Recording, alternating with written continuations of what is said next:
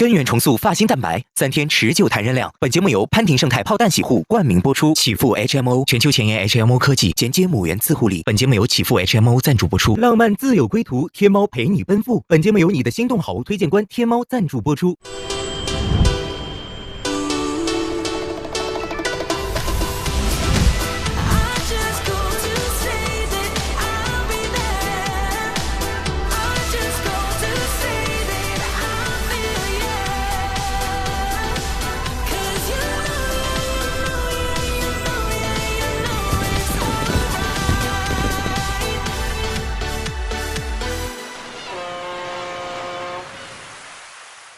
冰山出去过，哎呀，心动啊，就是心动了，就是喜欢，眼里有他。这个其实才是我准备的生日礼物，戳到了周哥的心巴上。周哥不行了，我会觉得我可以明确我的心意是心动。哎呦，明确自己的心里的想法。来啦！天哪，丹琪就在这看着他坐在他们对面。对呀，这个好吃，这个好好吃。豆腐我不吃，我不吃豆腐。哦，你刚才说你不喝豆腐，对，豆制品我都不吃。好尴尬。哎呀，我不确定我到底是否达到了真的很心动的状态。就是我的过去，我的以前的事情，你通通的怎么知道？不是平衡的这种进展关系，他给我一定帮助。我走了，拜拜。天哪！完了。根源重塑发型蛋白，3天持久弹韧亮。本节目由潘婷胜肽炮弹洗护冠名播出，启富 HMO 全球前沿 HMO 科技衔接母源自护理。本节目由启富 HMO 赞助播出。欢迎大家！这里正在进行的是我们腾讯视频自制的轻熟龄恋爱观察类真人秀《半熟恋人》第5季。各位好，我是纯叶，我们要欢迎观察室所有的小伙伴们，让我们欢迎沈一菲老师，大家好；欢迎依林妹妹，欢迎之光哥哥，大家好，我是之光哥。还有继续陪伴我们的智胜Hello， 大家好，我是智胜。还有雨桐妹妹，大家好，我是梦雨桐梦梦。上一期的节目，我们看到的是开启了我们一个半熟的新环节，叫做真心叩问，然后还有海岛的中选。按下选择键的嘉宾们呢，邀请对方开启了自己的人生档案，直面最真实的过往和规划。现在大家快速的回忆一下，第一刻想起来的最有印象的画面是哪一个？轩轩跟那个小文他们那个之间的一个纠葛，还是比较让人替他们揪心的。对，这个是一个很大的一个变化的地方。我是BK 和 TT， 整个都特别顺利。他们甜甜的烟花吻，我们的第一对情侣。哦，对，这个是。我就想到了离开的这银，那个离开也很潇洒，非常帅。时隔多日呢，我们的小屋再次开启了人生档案的环节，他们将走进彼此真实的生活当中去，所以我们将看到就是心动、现实的猛烈碰撞。一起来看本期的正片，来吧。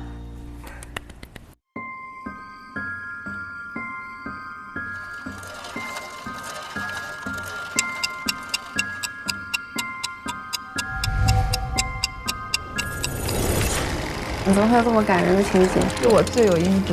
明天还有不测风云，全完了，不好意思，飞蛾扑火，错过了，只能说我们俩的缘分还没到。今天的约会会导致故事的走向。现在又回到了最初的起点。扑朔迷离啊！还要再拍啊？在这个风雨交加的夜里，这次应该是上次没有拍的要拍。哦，是这样子的吗？其实有很多人没拍。弄这样的一个东西出来，玩的就是心跳。哦哟，我可以看到他们按灯哎。你今天要按吗？你这个问题问得非常好。按还是不按？因为我知道你海南没按。哦，他为什么犹豫？哎，又开始吹小文还在吹了。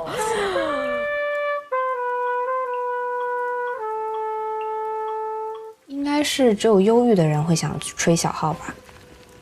他为什么要犹豫？我猜他在想到底要不要。就算。下1楼，出门前往中庭平台。我很好奇卓然会怎么选。他拍完了对吧？他拍了。他拍了。到鲫鱼啦。嗯。他拍了。灯是亮的。帅了。紧张的心，激动的心情。下一个是谁呀？哎呀，柳柳。找我老板，这怎么都在看着？他这个表情怎么？是没拍吗？有点慌，不要紧张。Oh my god！ 实时观看。我要不然还是别看了。要不你闭上眼睛等我通知。他想看又不敢看。挠头是什么意思？他如果现在还在犹豫，那就不要了。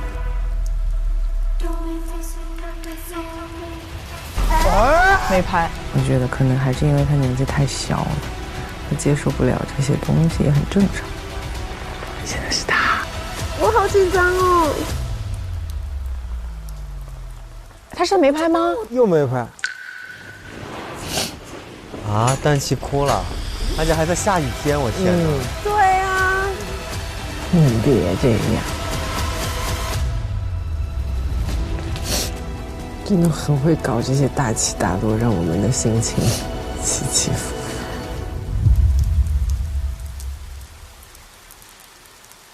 我被你们这种混剪折磨的已经够呛了，真的是，真的整不明白了已经。整不明白，放这么燃的音乐，你要不给我来点什么猛料，我跟你说我是不能接受的。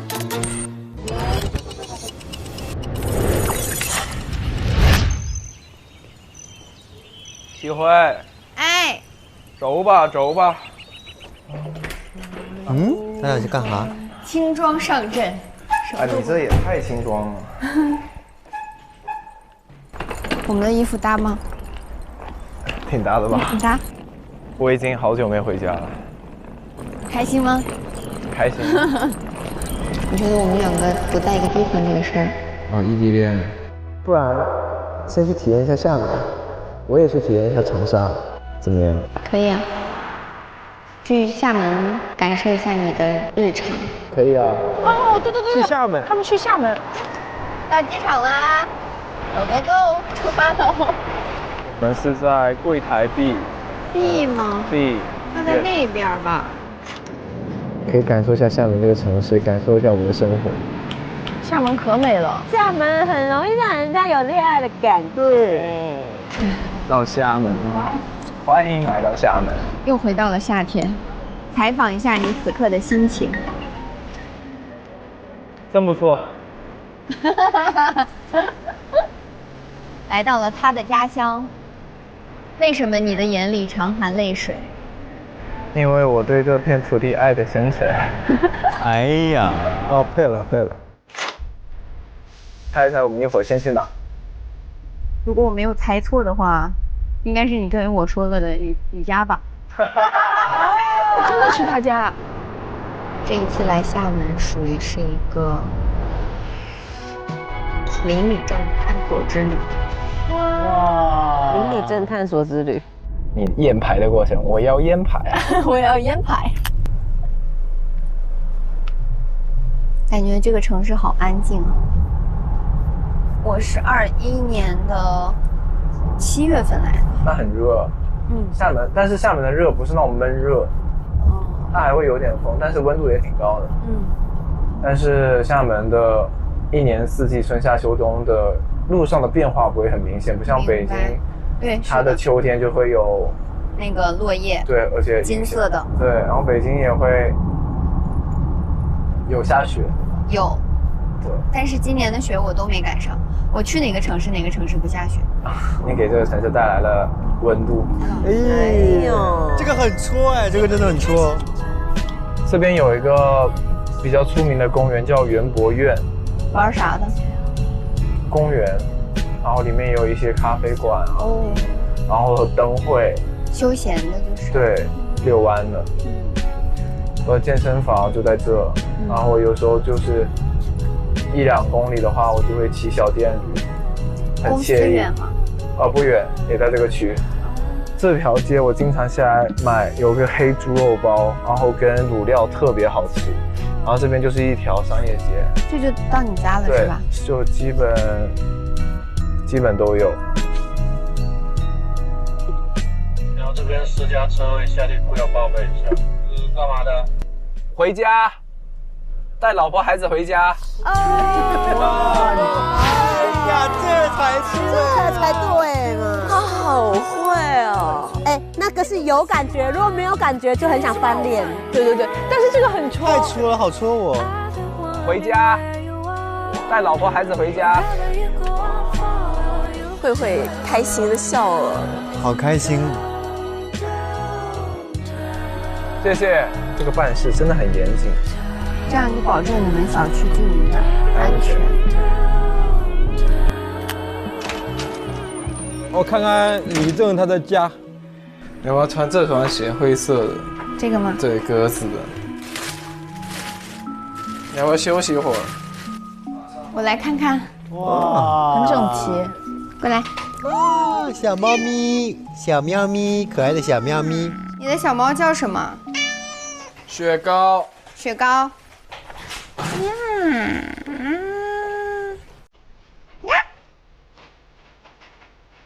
很温馨，也很干净。家里有很可爱的玩偶，还有一只猫咪，感觉他是一个还蛮热爱生活的人。这个我在卢浮宫有看到。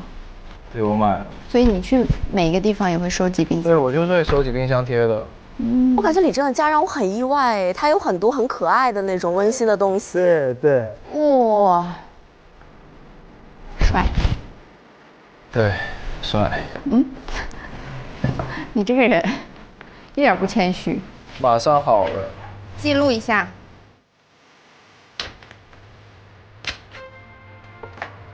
哇，还会烹饪。这就是居家的场景，很温馨。你在煮什么？现在？白灼排骨。啊，排骨。对，我平时吃很简单。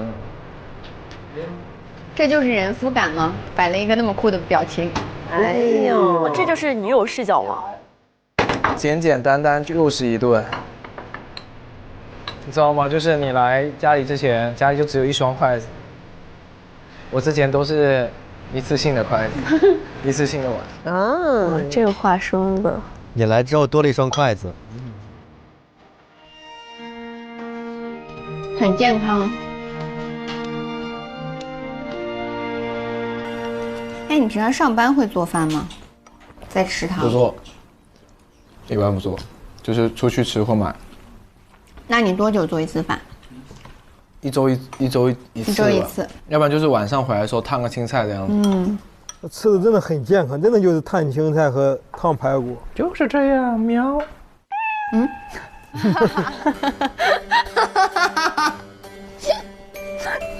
刚刚这个是一个什么设计？这是虽然外表长得比较冷酷，但内心其实很可爱。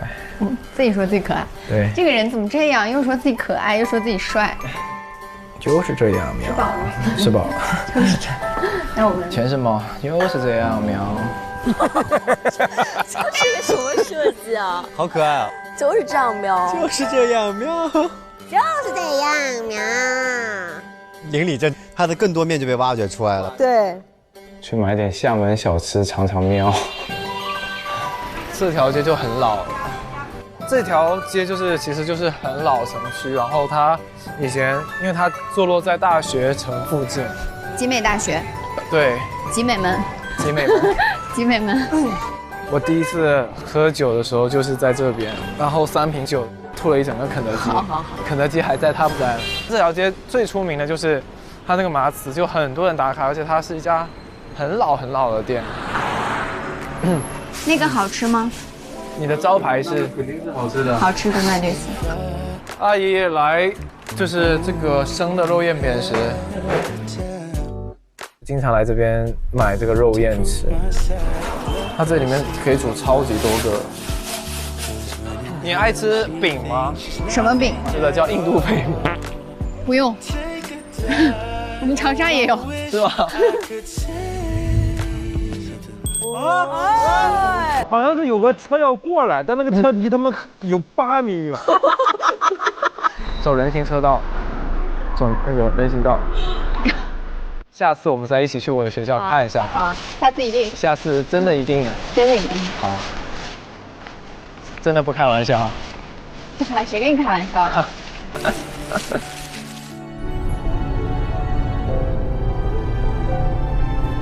我们现在是去哪？带你去见一个我的哥哥，是我很好的朋友。见朋友了，对，也是一种考察的方式。紧张吗？有点紧张的心颤抖了手。但是还是没有那天进小屋紧张，我心脏都快跳出来了。我第一次来小屋的时候是，你进小屋的时候是第几天？不知道，第2、3、4，第4天。对，第4天。那他们已经还比较熟了。对，他们有玩那个什么咬耳朵游戏，就坐在右边的人要咬对方的耳朵，然后不信谣不传谣，直接咬。好像是我没有。你玩了吗？我没玩，他们是一开始的玩。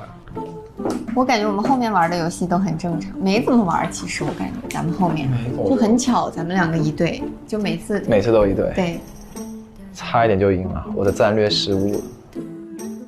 但是呢，拔河他们优势也。但是啊，如果我们队赢了，一切都是最好的安排。我们队如果赢了，是吧？是不是？哎，来了吗 ？Hello， 好久不见啊！来，先击个拳。Hello， 这是介绍一下，这是西慧啊，西慧你好。Hello。对，然后他是主持人，请坐。谢谢。然后他是一名很出色的交易员，我的引路人。没有，我们互相切磋而已，对吧？谦虚。但他对你的评价很高，前面几天就有听说了。对。你别这样，我害羞的。没事儿。那你是哪里人呢？我是山西人，太原。我待在长沙。所以他现在人都在长沙是吗？嗯，在长沙。哦。长沙、杭州，然后跟北京。那你平时会飞来飞去吗？到处飞。跟我一样。哦，那难怪你们有共通点嘛，所以也会相互吸引。哎呀，助攻。他其实性格比较外向。我今天比较内敛。今天我刚去小屋，是不是很外向？对，就是刚认识他的性格就很吸引我，但是我们坐得很远。然后当我们沟通完之后，发现就是我们俩都比较直球，然后沟通没有压力。哦，那我懂了，就你们其实就是正负极的关系。就一开始如果离得很远的话，那个磁场会非常非常的弱，但是只要一旦靠近了，互相交流了，那个吸引力就会越来越强烈。对吧？差不多就这种感觉。我感觉描述的好准啊，绝了！谢谢。大哥升华了，上总结了。我觉得我对他这个人的心动值是已经够了，但是我不想纯谈恋爱，我定的是结婚生子。哦，已经聊到生小孩这一块了。是我能聊的吗？是我该听的吗？对，你们要生小孩找我来干什么呢？没有，就是先了解一下嘛，先确定目标一致，再去相处会比较好。对，确实。所以他平常临真起问。临真起问。所以他平常是，你觉得他是一个什么样的人？我觉得他是什么样的人？我想一想怎么形容啊。兄弟想得出好的话吗？银鞍照白马，飒沓如流星。哇塞哇塞！小卓然就像一匹奔驰的马，比较自由的吧。追求自由？也不是追求自由，他有很明确的目标。少年心气比较重的。当然，我觉得这个应该也是他吸引你的点。但是他说过，我们一开始都不是对方的首选嘛。我觉得这个东西很正常啊，因为人的第一感官往往都不是正确的嘛，反而是你们交流之后，互相的内在吸引了对方。对吧？确实。那我觉得这个反而是更好啊。但是就是我和他在相处的过程中，我发现他所有说的一些点都是我要的点，太过符合了，所以你反而更不容易相信。对。那只能说你们磁场对了。我也想要这样的朋友。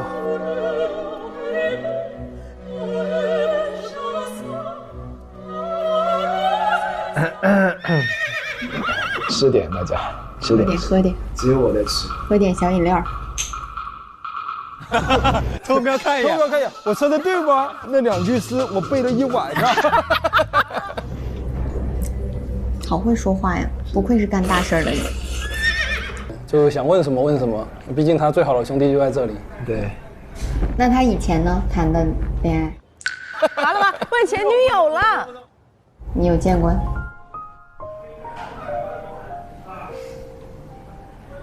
说呗。没，可以说啊。哎呀，擦汗了。2个我都认识。2个都认识。那第一段谈的比较早，双方都会比较没有安全感一点嘛，所以矛盾也会比较多嘛。对。第2段呢？第2段其实就是比较现实的因素。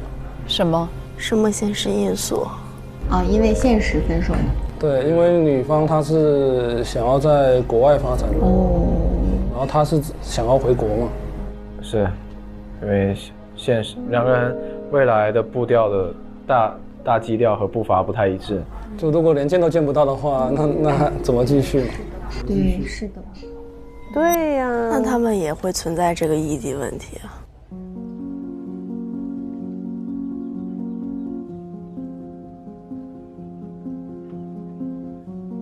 你之后有什么打算吗？就后面怎么相处，就是异地。1个月见几次？一次见多久？问到节骨眼上了。我是不是太现实了？我觉得这些问题是很落地的问题。对，我觉得是好事啊。异地，并且我没有谈过异地。你没有谈过异地？哎呀，好难哦，压力太大了。你怎么出这么多汗？太热了，因为谢谢。你好，空调可以开低一点吗？他是压力大了。对。我整个人又陷入了迷茫和沉思的阶段。我也不希望希会为了我舍弃什么，但是我还是想说，在慢慢了解的时候，一起去解决问题。那时间不早了吧？那就先这样吧。我带他出去走一走，逛一逛。你到家跟我说。路上注意安全哦。好。来长沙玩。那一定。好的。还挺安静的。感觉有点不开心，会吗？不是不开心，有点复杂。理解。复杂。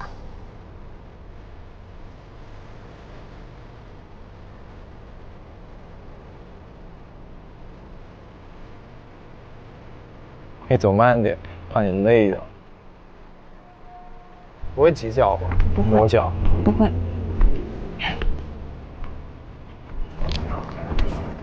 这个海，感觉和三亚的海真不一样。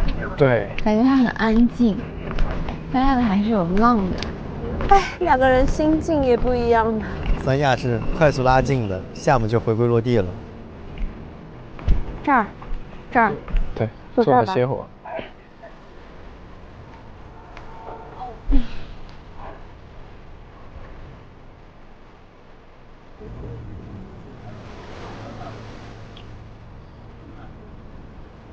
保持仪态。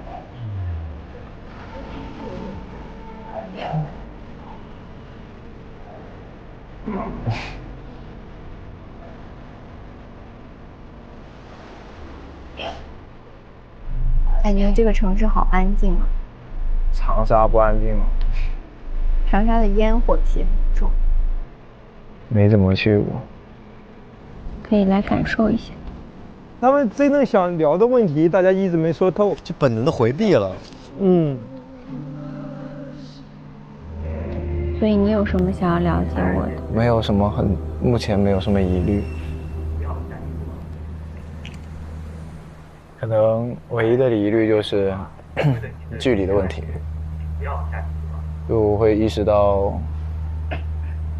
可能厦门还是我的家，可能我的根在这边，我会事业上往外面冲一冲，但我可能大概率还是会选择留在这边。他就不想改变自己的城市了。完了。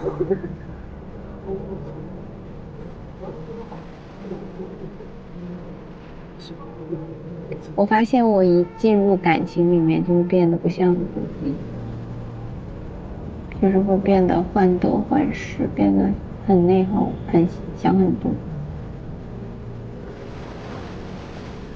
可是我现在没变的，就是我还是会把一颗完整的心拿出来。你害怕受伤吗？怎么样才会不会受伤？感情很容易受伤，但是勇敢只会勇敢就是会不留遗憾。对，他收获的只有好事，没有坏事。爱情是勇敢者的游戏，不觉得吗？还是要足够欣赏自己，拉满你的配得感。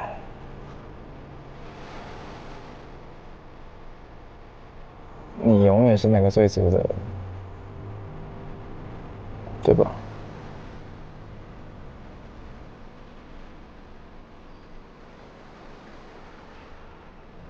一会儿，你平常一会儿会干嘛？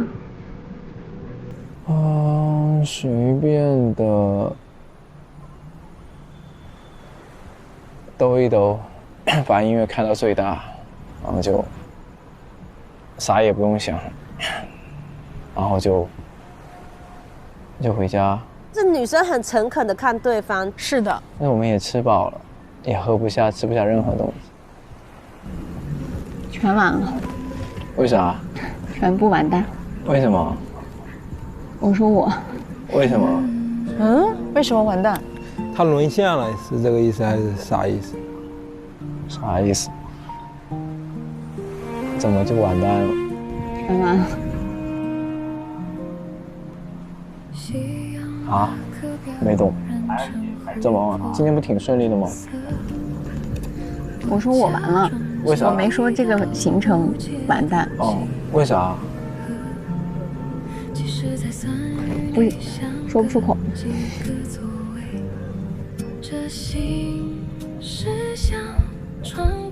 为啥？我就看着他的侧脸，当时就觉得好喜欢他。这不是全完了吗？这不是他喜欢他，他知道有异地，但是他觉得他很喜欢他，他沦陷。对。他看了半天不说话，然后最后说完了。哇，这个好戳人啊！太帅了，这个真的太打动人了，太打动人。然后改到飞哥迷倒。无语，我回家了，我飞机到了，我赶快。我飞机到了，我马上走。有人怎么自己说呢？有人，爱就是会打破一些东西。对呀，他原来那么在意，结果他说他在厦门，他说但我完蛋了。对，我听到这么残酷的答案，但我还是喜欢。对，我没办法，我还是要喜欢你。哦，对了，飞蛾扑火啊！飞蛾扑火了。飞蛾看出来我烧起来了。他扑向了，哥是一团永不灭的火焰。哎呀，慧慧这个眼神真的是，喜欢是藏不住的。在厦门就是有了解更多，他的生活环境，他的生活状态，他的朋友都了解到了，还有他的一只小猫咪。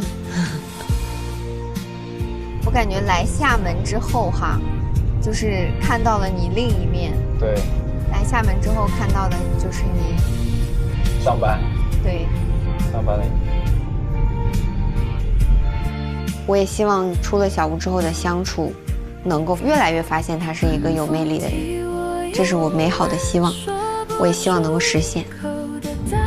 Hello， 回到厦门，感受就是可能平时都是自己独来独往，这次有个人跟我一起回去，让我觉得我不是一个人。我们聊了现实和异地的问题，但是我觉得这些都是可以解决的。这爱真是一个神奇的东西。今天有那是真是。那边是啊，睡觉了。夜空中最亮。刚好在我们视线的最前方。我觉得散步是一件挺浪漫的事儿。想带你在这个城市多走走，也希望你能喜欢上这个城市。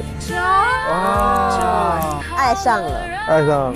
而且他走进了他真实的生活里，不是在一个很乌托邦的环境中。这段真的很好看，对，看得人心暖暖的。完了，原来完了可以这么玩的啊！完了这个词原来会有这种效果。对，爱就是理性中的那一丝感性。刚刚林李正他说了一个现实的东西是他特别在意的，那一刻的心动跟那个现实碰撞的时候，他至少在那一刻他是倾向心动的，对不对？对，爱就是秩序外的那一秒，真的。大家心动碰上了现实的时候，你会怎么？让我一次死了，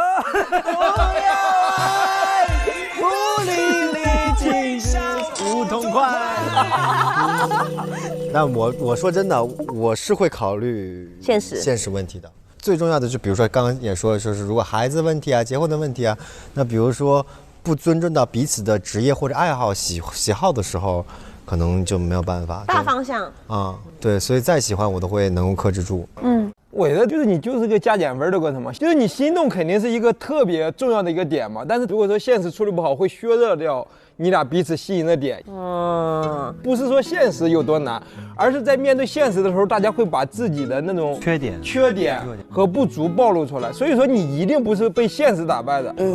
现实不是考验我们大家爱情的一个考量，而是现实中到底有把我们现实中的我们到底是什么样的？面对这个现实，大家采取的是什么样的方式？什么样的行动？沈老师觉得呢？其实我觉得在这种现实和心动的里面，假设你有冲突，本质上是一个价值排序，就你会觉得到底是自己的感受最重要，还是现实里的这些现实的利益比较重要？我们会比较推荐的一种方法叫最大损害的决策方法。大家不要去决策说哪个更好，你要比的是那个最差的那个代价，你哪个能承受？这样子的话，相对来讲，你的决策会让你的后悔没有那么的严重，因为每个决策都是后悔的，你只是在问自己后悔的程度哪个会更低一点。是。我觉得他们刚刚很可爱的是，他们很同频，但同时还是发生了一些生活上的改变，比如说那个筷子，但现在来了，你就开始要布置2双筷子，要有生活的仪式。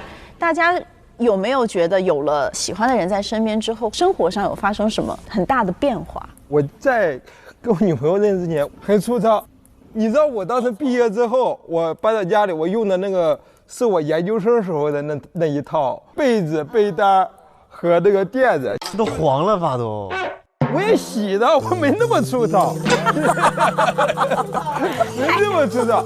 然后，但是你有女朋友之后，你就会想着就弄一块舒服一点，对，舒服一点的，或者是大一点的那个，然后就会改变很多。默默来聊个干净的，就除了这种生活习惯上的，我觉得恋爱之后我很大的一个不一样的点是在于我心理状态上。比如说我在外面打拼工作、打拼事业，我就会觉得有人做好了饭在家里等我，我就会觉得我有了工作这种动力啊，我就会觉得我一天是很幸福的，我就会有这种心理状态上的变化，就让我充满干劲儿。结果发现每次留一盏灯、做一碗面的是妈妈。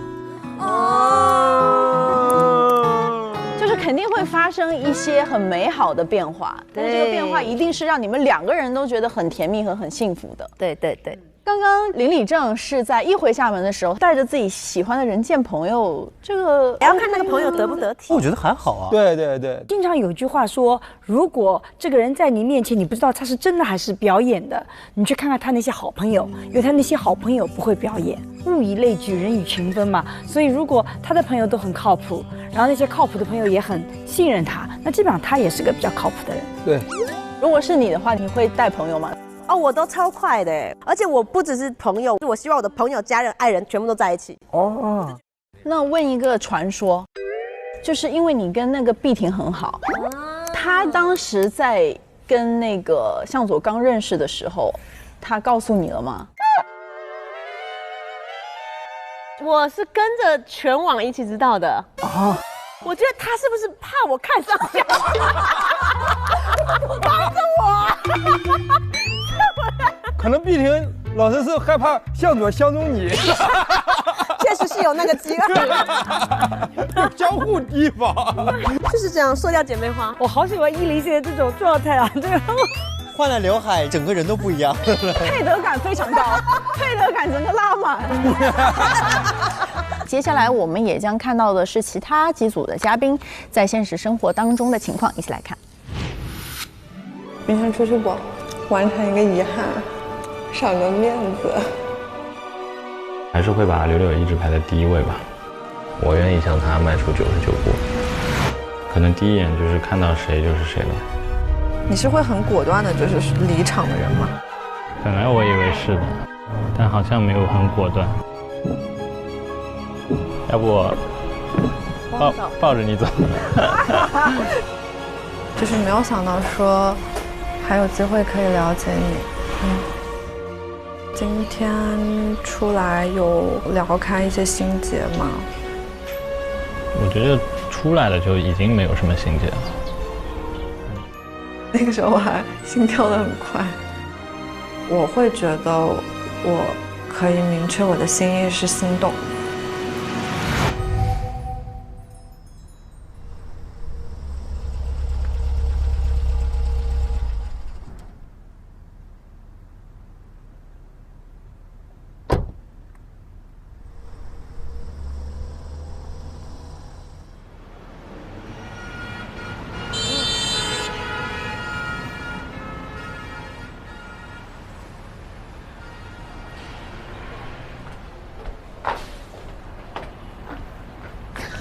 啥？幼玲来接他了吗？不会带了花来接他吧？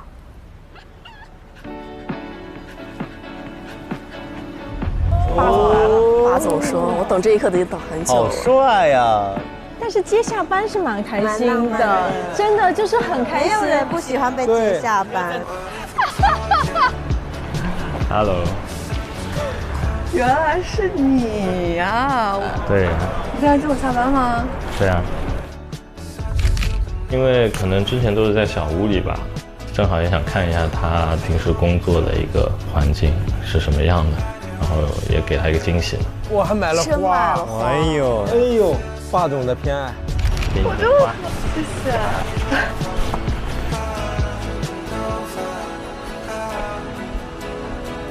呀，所以是这儿吗？啊！好开心！怎么这么快就约上了？本来是说约这家，然后他们没约上，然后约了另一家。但是我觉得，因为我们之前说过这家了，这家更好一点。然后我自己今天找朋友。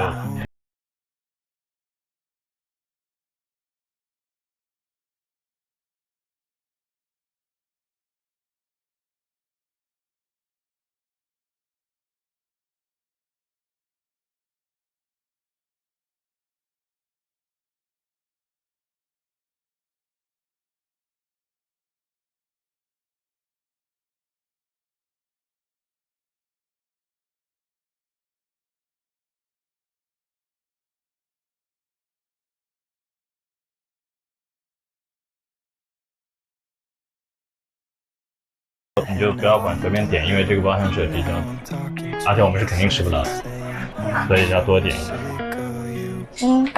来吧，酱蟹你肯定要点。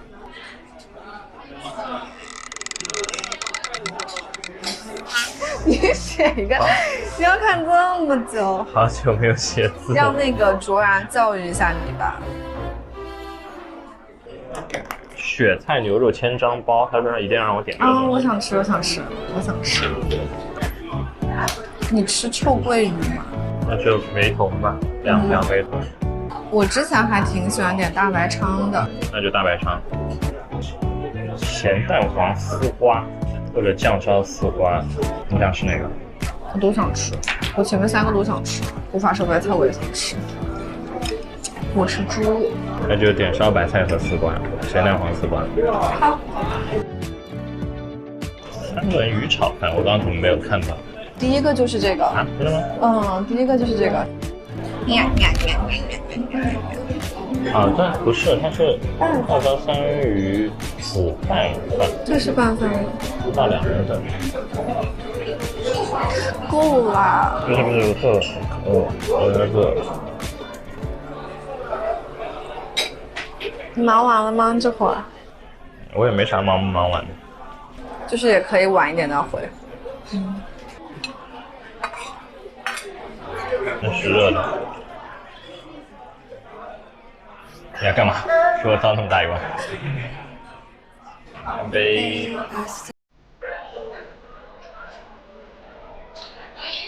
好喝的。我就喜欢喝这个。来吧。是清热肥甘。就是加油！我嘴角忍不住一直上扬。开吃吧。开吃，我实在不吃。是鹅肝吗？这个就是吃那个有一点点冻的那个口感。冰淇淋口感，好好吃。对，就是那种冰淇淋。好好吃。我觉得在吃上面，合拍是一个非常重要的选项。是的。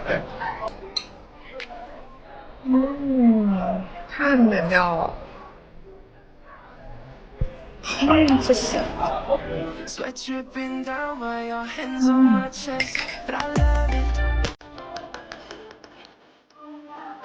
超级好吃。牛的。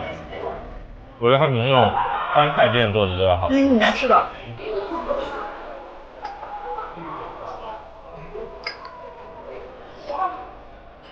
好吃吗？吃都不说话了。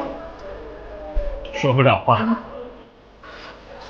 但我 get 到你是不管什么肉都会喜欢吃五花的那种，就牛肉也好，猪肉也好。对，牛肉也要那种肥瘦相间。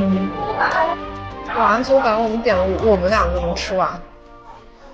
我感觉是进来以后至今为止吃的最好吃的一种。是的，最符合我近期想吃的 No.1。怎么啦？吃饱喝足了，开始谈恋爱了。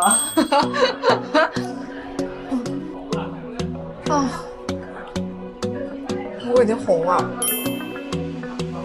一点都看不出来。你真的眼睛有问题。你开那个姿态，你看不出来我是红的吗？我的脖子红了。别拍我丑，别拍我丑照。你为什么永远这么呆？我看看，很红啊！天哪，你看这个时候不红，不行了，我们得走了。我现在已经晕了，不行了。回去1个小时。你看，我先去买单。对。打包。好。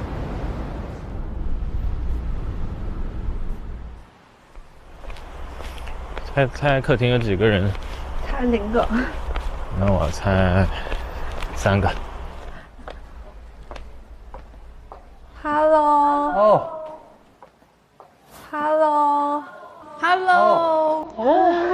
你们在干嘛呢？我们刚回来。啊？你们也刚回来？刚到家1分钟。弟弟，吃饭了吗？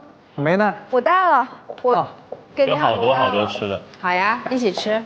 宝宝，我特地给你带了那个潮汕的粿条，还有那个牛肉丸。我上去放点东西。我也上去。马上回来。Oh my god！ 哦，你今天早上你那个下楼像地震一样，咚咚咚咚咚，像一个大笑，就很响很响。我在睡觉嘛，你走的时候，巨响。晚餐买的俩人。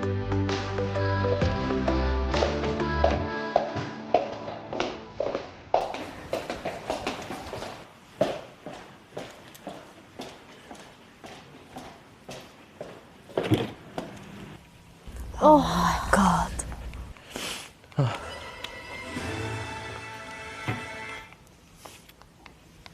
要聊聊吗？这俩人，我真的不敢看。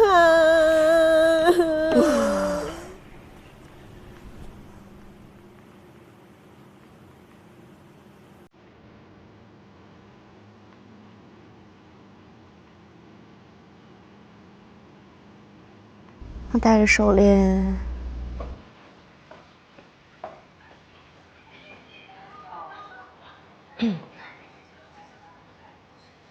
是什么东西啊？我在看动画片。怎么脸红红的？我红吗？可能是个光的原因。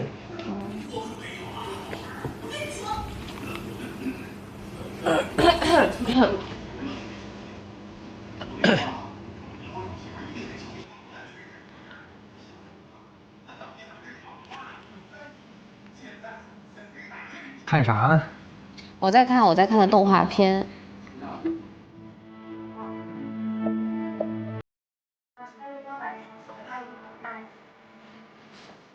哎呦，好了，我好啊，这么快？他们在一块儿很尴尬啊。他当时在直播聊什么？瞎聊。那你有跟他打招呼吗？然后他看我就是脸，他知道是我，他当时表情突然这样。但气抱着弟弟。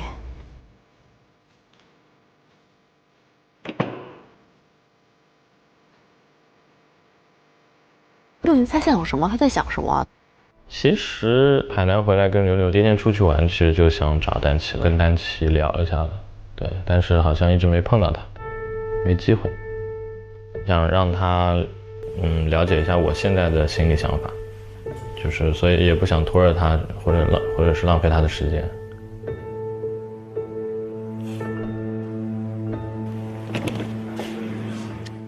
丹琪，要找他聊聊了。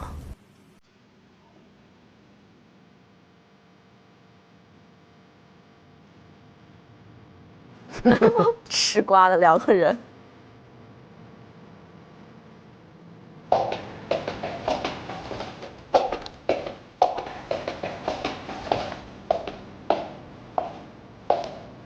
就是好像请讲。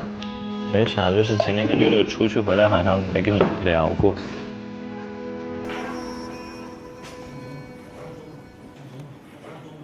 昨天你好像也出去了，今天我看找你，你也出去了。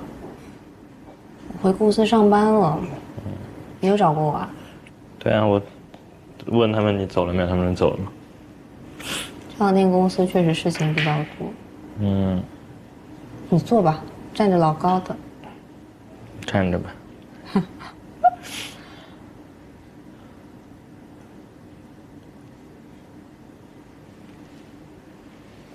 麦给你，说。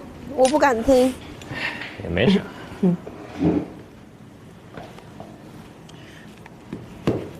哎，怎么说呢？就是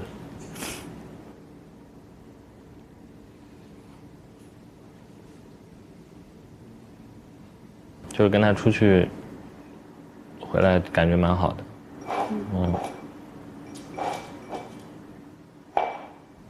那就相信你的选择就好了呀。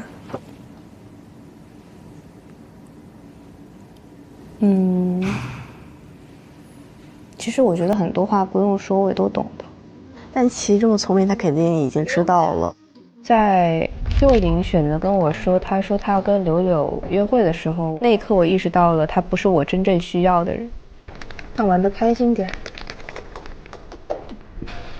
结合这两天我看到的事情，其实我能感觉出柳柳对幼玲的感情，以及幼玲其实她心里面可能也会更倾向柳柳多一些吧。哦，吃饭了吗？没呢。我带了，我给你有好多好多吃的。好呀，一起吃。然后今天早上的时候，我看见柳柳在敲幼玲的门，很明显了。其实这2天我也在想，就是我们是不是就是在一起玩的比较开心？然后另外一个角度上，我觉得我是需要一个比我更笃定的人。我觉得你没有办法满足我的这个需求。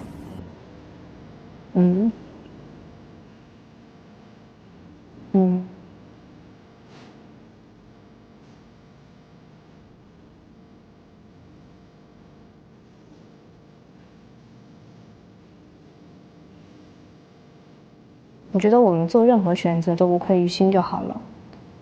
就是你当下你享受当下，你当下你喜悦，你当下你享受，那是你生命的状态。你想要的，那你就去追逐。有一种爱是手放开。对。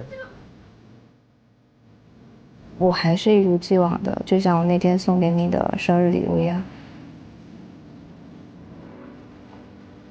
我希望你开心、幸福、自由。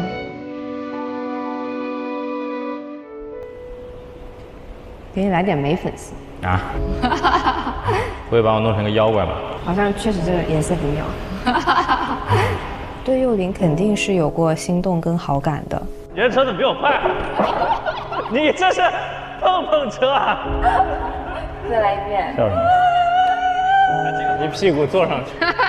就是我觉得跟他牵手是一件很温暖、很亲切的事情。我很愿意跟他有肢体接触和相处，因为我很喜欢这个人，我觉得他很可爱。这么抽象。然后我也愿意逗逗他，我也愿意跟他一起聊天、一起玩。感觉在用心。好像每次看电影我都会犯困，你在的时候会很开心、很放松。如果说我最后没有跟幼玲走在一起，是有一点点小遗憾的，但是这个小遗憾也只是小小的遗憾。在这个过程中，我也是有勇敢跟直接表达自己的想法的。Hello。打羽毛球吗？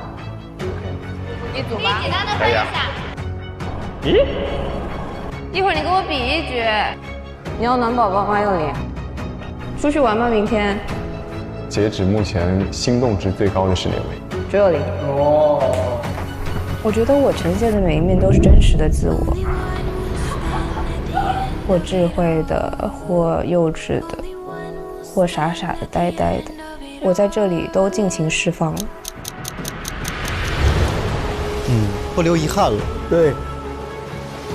确实在海南的时候度过了一段非常快乐美好的时光，但是过去了就过去了。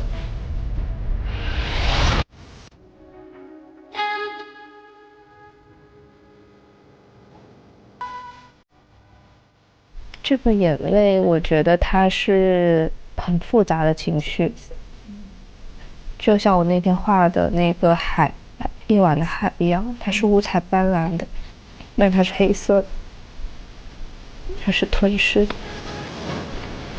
它是内敛的，很复杂，我说不明白。我觉得我们每个人都在享受当下的自己。没有过去，也没有未来，只有当下。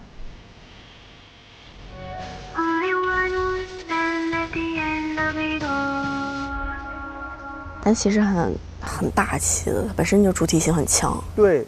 今天怎么样？睡得还可以吗？一般。那咱们出去聊聊，吹吹风。人如天上的明月，填滿我的空虛。在漫月，我有梦里。你觉得你这些天快乐吗？我觉得我整体下来还是挺开心的。就是我觉得人生当中的每一种相遇吧和遇见都有它的道理，都应该珍惜每一段关系。他俩应该就是朋友了。你有想过你的未来伴侣会是什么样的人吗？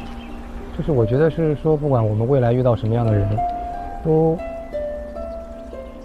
可能会觉得说，你最想要的那一面，然后呢，你能够抓得住。其实就是这个，我们能不能抓得住我们自己最想要的那一面，而且那一面足够满足，足够尽兴，不能不尽兴，人生不能不尽兴，人生这辈子一定要尽兴，畅快、潇洒、恣意。他在咀嚼这种伤感，是的，但是这样的他都在成长。对。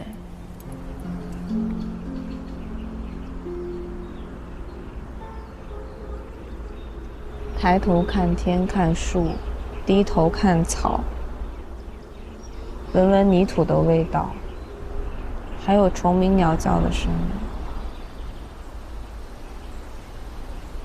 树叶沙沙的声音。其实都好久没有静下心来听过这种婆娑的声音了。